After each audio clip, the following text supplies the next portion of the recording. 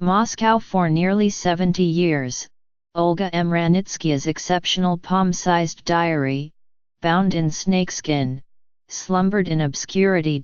Combining whimsical drawings with clever rhyming couplets, the diary, more graphic novel than ordinary journal, portrays the physical and emotional hardships of a spirited stick figure, the author's alter ego.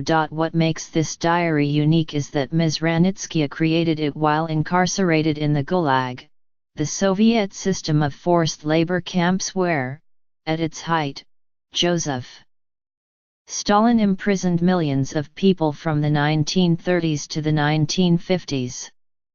The Gulag inspired famous literary accounts, such as the works by Alexander Solzhenitsyn and Varlam Shalamov, but they were all written after the authors were released.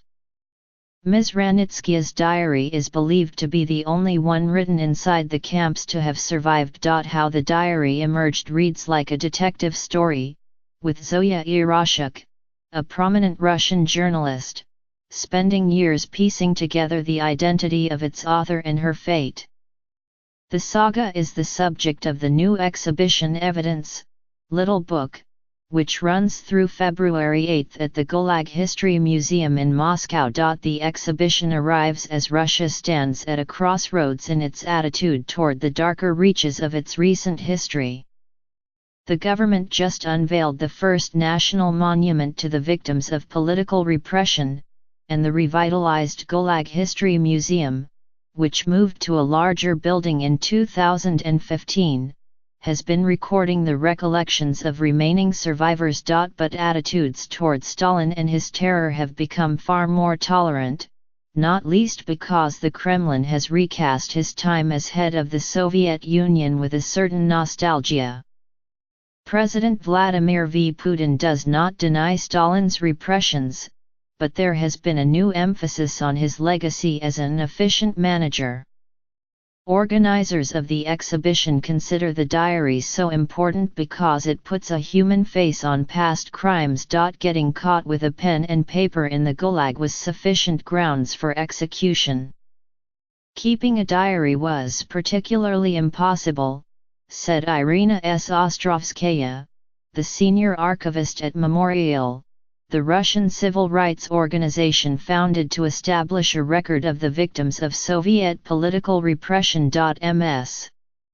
Ranitskaya persevered for almost 2 years, across 115 pages, drawing the small, spunky figure mostly in black and white. The author began the diary in 1941, the date written on the first page while she was working at a weather station that served the farming operations of the sprawling Karlag labor camp in Kazakhstan. The diary features the misadventures of camp life experienced by the stick figure called the Little Weather Devil. Drawn in the style of pre-revolutionary comics, each page depicts a theme, like hunger or fear, or illustrates specific, often emotional moments, from the tragedy of losing a coat in a harsh climate to the joy of finding a she-wolf for a pet. On some pages, the figure contemplates existential questions or the vagaries of fate. The diary frequently references Russian literature, including the poets Pushkin and Lermontov, as well as Latin axioms. The title of the diary, Work and Days, came from the epic poem of Hesiod, a Greek poet, from around 700 BC, which discussed corruption, honesty, and justice. The couplets are difficult to translate, particularly the more philosophical musings. They are often word plays or otherwise ambiguous. It reveals a very good knowledge of the language and literature, but it is often hard to tell what she means, said Dmitry Abelinovsky, who translated parts of the diary into English.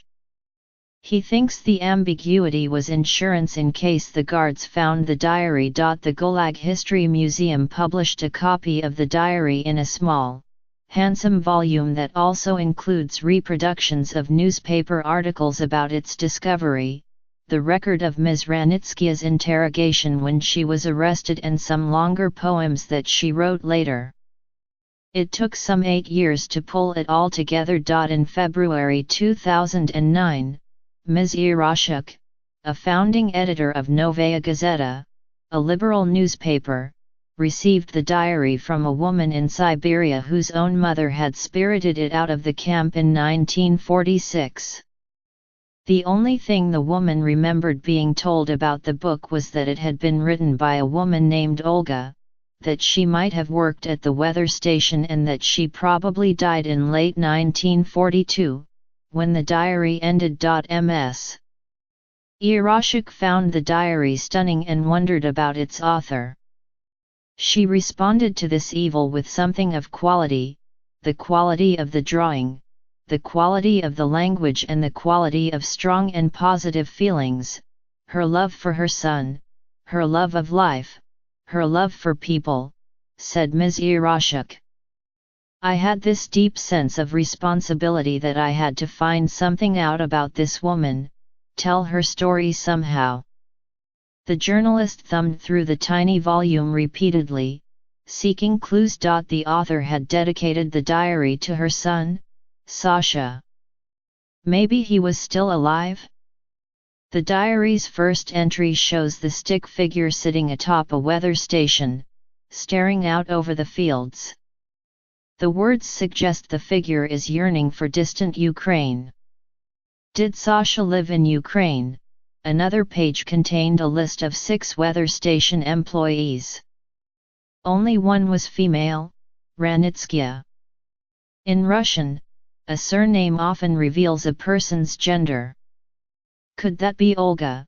Ms. Irashuk wrote to the archives of 15 different secret police agencies, courts and other organizations in Russia, Ukraine, and Kazakhstan, requesting information about one Olga Ranitskaya. The Central Archives wrote back that they had no information. Her quest was a typical example of how difficult it can be to verify information about the victims of Soviet brutality. Frustrated, she wrote an article in Novaya Gazeta about her hunt, and clues trickled in. She got lucky. In Israel, Inna a Nogotavish, a Russian immigrant occasionally nostalgic for home culture, read the article by chance and got in touch with Ms. Irashuk. Ms. Nogotavish was Ms. Ranitskaya's niece, and she filled in many blanks. Then Ms. Irashuk heard from an even more unexpected quarter.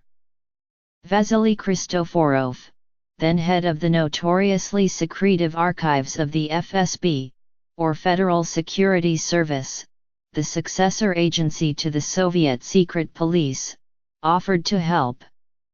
He contacted several security agency archives, including one in Ukraine, and obtained the records of Ms. Ranitskaya's interrogation after her arrest. From this, Ms. Irashuk was able to piece the story together. Ms. Ranitskaya was a Ukrainian Jew born in Kiev in 1905 to 2 professionals. The family name was Rabinovich, which she eventually changed. Ending her education early, she married a Communist Party official and had a son, Sasha, in 1925. She divorced and married another party official. She was arrested in 1937, during Stalin's Great Purge, charged on the dubious grounds of spying for Poland and sentenced to 5 years in a labor camp. She ended up serving 9. Her first husband, who was also arrested, was executed. While his mother was in the camp, Sasha stayed with his grandmother. In 1942, at age 16, unable to bear the taunts from his schoolmates that his mother was a prisoner, he committed suicide. Ms. Irashuk believes that several blank, numbered pages at the end of the diary signal the author's grief when she learned that her son was dead. Ms. Ranitskaya was forced to remain in exile like many former camp inmates until after Stalin's death in 1953. She worked in a clinic and wrote a book of poetry before dying in Kiev in 1988. Some mysteries endure, and Ms. Irashuk's work is not finished. Ms. Ranitskaya was reportedly an exceptional beauty, but Ms. Irashik has never found a picture. I think it's very important when there's this book, when there's this life, that there be a face, she said. She and Roman V. Romanov, the director of the Gulag History Museum, put a slightly different emphasis on the diary's value. Mr. Romanov believes that Russia must get past the arguments over how many millions Stalin killed and focus instead on the fate of ordinary people. This is a game with abstract terms, he said. What is important is to return to people's fate and allow the viewers to be part of someone's life. For Ms. Irashik, the book is testament to Ms. Ranitskaya outliving the system that sought to erase her. She has managed to rescue herself from oblivion, Ms. Irashik said, and the diary is not just evidence, but a form of revenge against Stalin for all his victims. He wanted them to be wiped off the face of the earth, she said. Well, now he is gone, but this book remains.